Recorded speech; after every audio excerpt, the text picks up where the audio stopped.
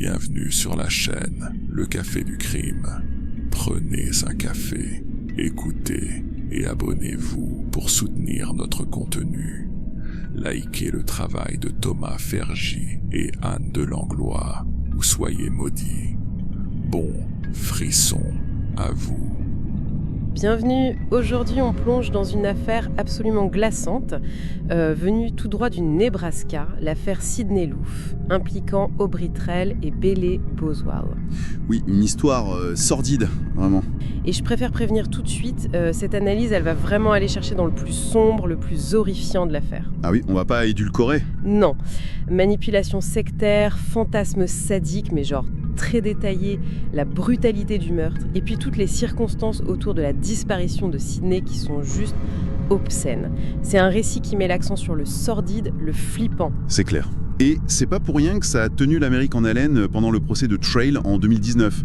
La nature du crime était tellement effroyable. Exactement. Et au cœur de tout ça, ce duo improbable, Aubrey Trell, 52 ans à l'époque, un passé déjà bien chargé, on peut dire, et puis sa complice Bailey Boswell, toute jeune, 22 ans quand tout ça commence. Leur passé, justement, c'est clé pour comprendre comment on en arrive là. Trell, né en 66, son enfance dans le Tennessee, c'est un catalogue d'horreur. Ah oui, raconte. Maltraitance par la mère, le beau-père, placé chez les grands-parents, mais apparemment c'était pas mieux. Retour chez la mère, puis les foyers, les familles d'accueil, les internats pour délinquants. Un parcours chaotique. Classique malheureusement dans ce genre de profil. Et à 17 ans, bim, première incarcération, vol à main armée. Et après sa vie d'adulte, c'est la continuité. Délinquance, condamnation à répétition et surtout, les escroqueries. C'était son truc. Oui, et ce parcours, ça forge un adulte, complètement déviant. On voit bien le profil émerger. Obsédé par le sexe, et particulièrement les très jeunes femmes. C'est ça. Et pour les séduire, il lui faut de l'argent. Forcément.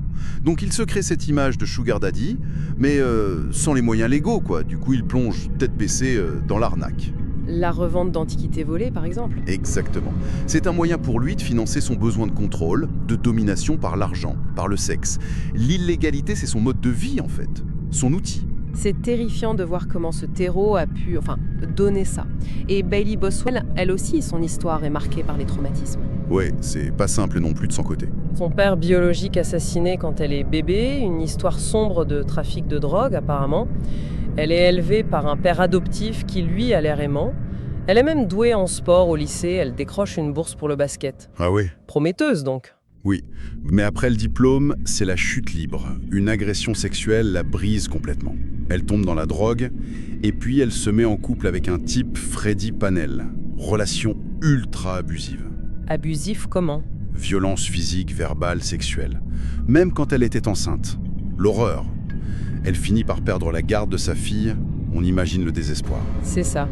À ce moment-là, Bailey, elle est d'une vulnérabilité extrême, complètement brisée, ruinée, accro aux drogues, sans sa fille. Elle est au fond du trou, quoi. Et c'est là qu'elle va chercher une solution désespérée. Exactement. Elle va sur le site Backpage, qui avait une section adulte à l'époque, maintenant c'est fermé, et elle cherche un sugar daddy. C'était vraiment une tentative de survie financière, une bouée de sauvetage. Et paf, elle tombe sur Trail. La rencontre improbable donc. Lui, 51 ans, elle, 22. L'arrangement de départ, ça semble presque classique dans ce milieu glauque, non ? Sur le papier, oui. 200 $ par semaine, loyer, études, voiture, facture payée. Contre quoi ? Disponibilité sexuelle totale et loyauté aveugle. Ça, c'était le deal. Mais ça dérape très très vite. Et de façon carrément bizarre. Ah oui ? Oui. Très vite, Aubrey lui sort une histoire, mais complètement abracadabrante. Il prétend être un vampire millénaire. Pardon ? Un vampire. Oui. Un vampire. Avec des pouvoirs, lire dans les pensées, voler, le package complet quoi. Et son grand projet, c'était de créer une armée de 12 sorcières, orgies sanglantes et commettre des meurtres rituels. C'est son plan. Et le truc le plus fou, c'est qu'elle marche. C'est que Bailey ne se sauve pas en courant. Non, elle adhère. Elle devient sa reine sorcière, sa numéro 2, chargée du recrutement des autres. Attendez, mais comment c'est possible ? Elle gobe ça ? Un type qui se dit vampire et qui veut tuer des gens. C'est C'est quoi, de la fascination morbide, une manipulation totale sur quelqu'un de fragile, un peu des deux? C'est toute la question, hein. C'est difficile de savoir exactement ce qui se passe dans sa tête. Mais ce qui est sûr, c'est que Trandil a flairé sa vulnérabilité extrême et l'a exploitée à fond. Il lui offre quoi en échange de cette allégeance? Il lui offre une structure, une sorte de famille tordue, un rôle reine sorcière, c'est valorisant dans son délire. Et bien sûr, la sécurité matérielle dont elle rêvait. La manipulation mentale a dû être énorme, mélangée sans doute à une sorte de fascination ou un syndrome de Stockholm Express, quoi. Et pour financer ce délire de secte, il se recule devant rien. Il monte une arnaque monumentale, c'est ça? Ah oui, là il vise gros. 400 000 $, extorqués à un couple de collectionneurs du Kansas, en liquide et en lingots d'or, Comment? via une fausse vente d'une pièce de monnaie rare. Et Bélier, elle est à fond dedans. Elle crée des faux sites web, des faux documents. Elle est complice active dès le départ. Elle participe à l'escroquerie pour financer la secte. Absolument. Et cet argent, ça leur donne les moyens de passer à l'étape suivante, recruter les autres sorcières. Et là, les méthodes sont dignes d'une secte bien glauque et coercitive. C'est-à-dire? Ils ciblent des jeunes femmes vulnérables sur Tinder. Même terrain de chasse que pour Bailey. Manipulation basée sur la double promesse, sécurité financière et affective, et appartenance à ce groupe spécial avec des pouvoirs. Un piège bien rodé. Exactement. Mais une fois qu'elles sont prises au piège dans l'appartement de Wilbur dans le Nebraska, c'est l'enfer. Obligation d'être nue tout le temps, signature d'un contrat d'obéissance totale, surveillance constante, les téléphones fouillés, La soumission totale. soumission sexuelle absolue. Et le détail sordide, elles doivent les appeler papa et maman. Papa et maman. Ouf. C'est d'une perversité. Et il y avait ces histoires d'orgies quotidiennes dirigées par Trell. Oui, où il était parfois juste observateur, parfois participant. Le contrôle total, l'humiliation comme arme de pouvoir. Mais visiblement, ça ne suffisait pas. Il voulait plus. C'est là qu'arrive le fantasme de meurtre surgit. Oui, l'horreur monte encore d'un cran. L'idée viendrait, d'après ce qui a été dit, du livre Dr. Sleep de Stephen King, que Bailey coélut. Et l'idée, c'est quoi exactement? C'est abominable, non? C'est abominable. Torturer une victime le plus longtemps possible pour aspirer son dernier souffle, le steam, comme dans le livre, et comme ça, gagner en puissance. Il parle même de torture précise, arracher les ongles, les paupières. Mon Dieu. C'est une bascule totale dans le psychopathe, là. Et ils ne gardent pas ça pour eux. Ils en parlent aux autres filles recrutées. C'est ça qui est glaçant. Ce n'est plus juste un délire entre eux, c'est un projet. Ils poussent les autres filles à choisir une proie, à participer activement au meurtre. Et elles réagissent comment? Face à cette proposition monstrueuse, et même si Trey les menace de mort, la plupart refusent. Le groupe initial explose, en fait. Mais ça ne décourage pas Trey et Boswell. Pas du tout. Au contraire, ça les renforce. On dirait bien, leur détermination à commettre ce meurtre semble intacte. Ils vont juste devoir trouver leurs victimes eux-mêmes. Et c'est là qu'ils ciblent Sydney Loof, 24 ans, caissière chez Menards, un magasin de bricolage à Lincoln. Une fille décrite comme gentille, généreuse, adorant les animaux, son chat Mimsy, c'était tout pour elle. Très proche de sa famille. Une jeune femme normale, quoi. Normale en apparence, oui. Mais Sydney, elle avait aussi ses failles, ses blessures. Une dépression qui traînait depuis l'adolescence, apparemment liée à l'arrêt du basket à cause d'une scoliose. Ah oui. Un gros sentiment de solitude. Et surtout, un désir profond de trouver l'amour, spécifiquement une relation avec une femme. C'est ça qui l'amène sur Tinder. Son tatouage? Un jour, tout sera merveilleux. C'est poignant. Exactement. Et malheureusement, cette combinaison de vulnérabilité, d'espoir et de recherche d'amour, ça va faire d'elle la cible idéale pour Bailey. Le piège Tinder se met en place. Bailey la contacte sous un faux nom, Audrey. Et elle appuie direct là où ça fait mal. La solitude, le besoin d'amour. Sydney est super enthousiaste. Elle montre même le profil d'Audrey à sa meilleure amie, Brooklyn. Elle y croit à fond. La manipulation est redoutable. Premier rendez-vous le 14 novembre 2017. Balade en voiture, il fume un peu, la conversation dure des heures. Pour Sydney, c'est le coup de foudre, ou presque. Le courant passe vraiment bien. Et Bailey, elle fait son rapport à Trail. Oui, le plan est en marche pour l'étape finale. Et le lendemain, 15 novembre, tout s'accélère de manière, glaçante. Bailey propose un deuxième rendez-vous, pour le soir même. Et le détail qui fait froid dans le dos, elle lui envoie le message depuis le parking du boulot de Sydney. Elle était là, elle l'observait. Ah ouais, Flippant. À 19h, le dernier texto de Bailey, « Je suis arrivée devant chez toi ». Et Sydney, elle poste un dernier Snapchat, une photo d'elle, tout sourire, avec la légende « Prête pour mon date ». Et après ça, plus rien. Le silence total. Le vide. L'angoisse monte hyper vite. Le 16, elle ne se présente pas au travail. Personne n'a de nouvelles, ce qui n'est pas du tout son genre, surtout vis-à-vis de sa mère. Sa disparition est signalée. Et là, le dernier ping de son téléphone portable, il est localisé à Wilbur. Juste à côté de l'appartement de Trail et Boswell. Exactement. Là, tous les signaux d'alarme s'allument. Et les indices commencent à s'accumuler. Son chat Mimsy, qu'elle adorait, retrouvé seul et affamé chez elle, ça colle pas. Et puis, sa meilleure amie, Brooklyn, elle joue un rôle crucial. Elle se souvient du profil Tinder d'Aigne. Oui, elle se souvient d'Audrey, elle la retrouve sur l'appli, arrive à obtenir son numéro de téléphone et le file à la police. C'est comme ça que les enquêteurs remontent à Bailey Boswell et donc à Aubrey Trail. Et puis, il y a ce témoignage des voisins du couple, l'école.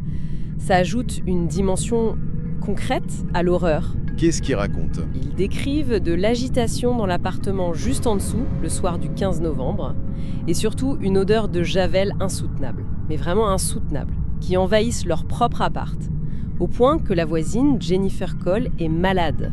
Urticaire, vomissement. Ah ouais, l'odeur devait être hyper forte. C'est ça.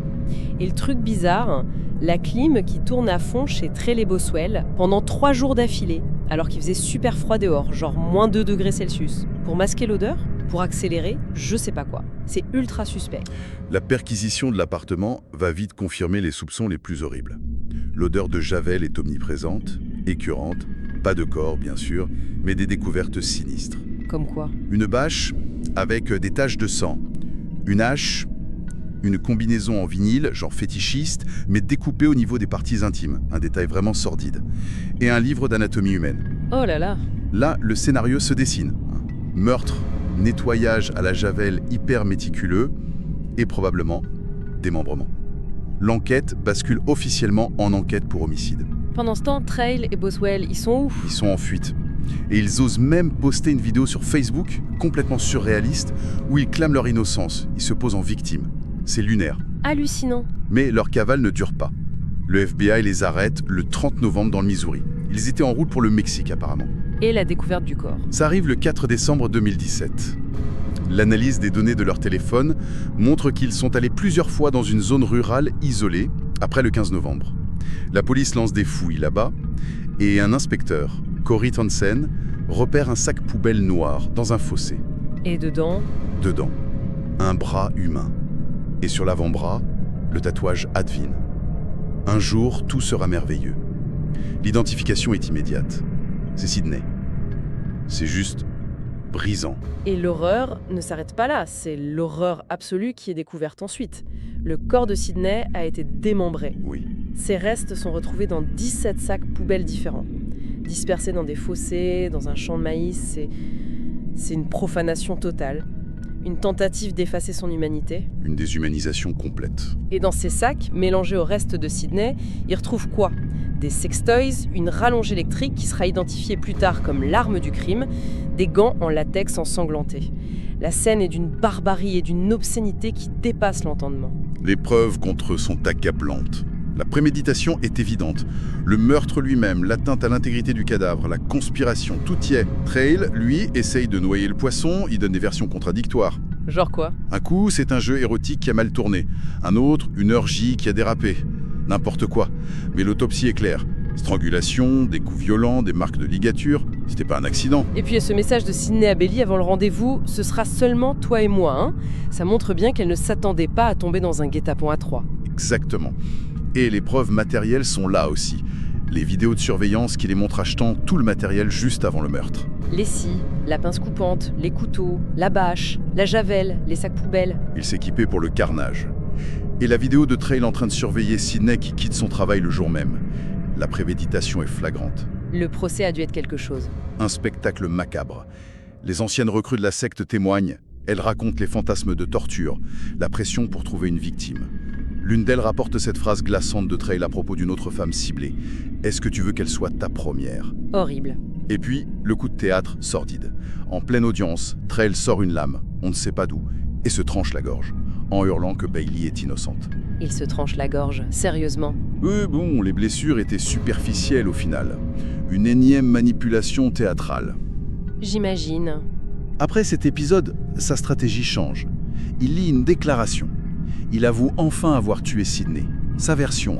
Elle aurait refusé d'intégrer la secte, elle aurait menacé de les dénoncer, et du coup il l'aurait étranglé avec la rallonge électrique. Des aveux, enfin? Mais ça change quoi, au fond? Pas grand-chose. Même avec ses aveux tardifs, la préméditation, la planification sadique, le démembrement horrible, tout montre un crime bien plus monstrueux qu'une simple réaction de panique. Le verdict est sans appel. Peine de mort pour Obretrel. Et Bailey Boswell? Perpétuité sans possibilité de libération conditionnelle. Et l'histoire se termine, enfin presque. Parce qu'il y a encore cette histoire d'escroquerie depuis le couloir de la mort. Ah oui, c'est incroyable, mais vrai. En 2021, depuis sa cellule, Trail réussit encore à monter une arnaque. 25 000 $. Il séduit une auteure qui écrivait un livre sur lui. Non. Et il manipule une infirmière de la prison en lui faisant croire qu'un tueur à gages menace son mari pour lui soutirer de l'argent. Mais c'est pas possible, le type est incorrigible. Manipulateur jusqu'au bout, même face à sa propre exécution. Ça en dit long sur sa personnalité. Profondément antisocial, absence totale de remords, d'empathie. Sa capacité à manipuler est juste sans fin. Clairement. Pour résumer cette affaire, c'est une plongée dans les abysses de l'horreur humaine. La prédation froide et calculée sur quelqu'un de vulnérable via une simple appli de rencontre, l'endoctrinement sectaire complètement délirant, la planification méticuleuse d'un meurtre, d'une cruauté, d'un sadisme inimaginable. La brutalité de l'acte lui-même. Et cette tentative ignoble d'effacer la victime par le démembrement, c'est un concentré de tout ce qu'il y a de plus sombre. Ce qui est peut-être le plus marquant, c'est cette facilité déconcertante avec laquelle la fragilité de Sidney a été ciblée, exploitée. Et puis cette dynamique toxique, cette synergie mortifère entre Trail et Boswell. Les délires de l'un qui nourrissent la violence de l'autre, jusqu'à ce passage à l'acte ultime. Oui. Mais l'horreur fondamentale pour moi, c'est cette déshumanisation totale de Sidney, réduite à un objet, un pion dans leur jeu macabre, juste pour assouvir des fantasmes de puissance et de mort. Et ça nous laisse avec une question vraiment lancinante qui dépasse la simple folie de ces deux individus. Comment un type comme Trail peut-il développer une telle force de persuasion, un tel pouvoir de manipulation? Oui, comment? Au point de créer cette secte improbable, d'entraîner une jeune femme dans une spirale meurtrière aussi abjecte et de continuer ses arnaques même depuis le couloir de la mort. Qu'est-ce qui fait que certaines personnes sont si perméables à ce genre d'emprise? Et comment des actes aussi extrêmes peuvent-ils finir par se concrétiser? C'est une pensée qui fait vraiment froid dans le dos.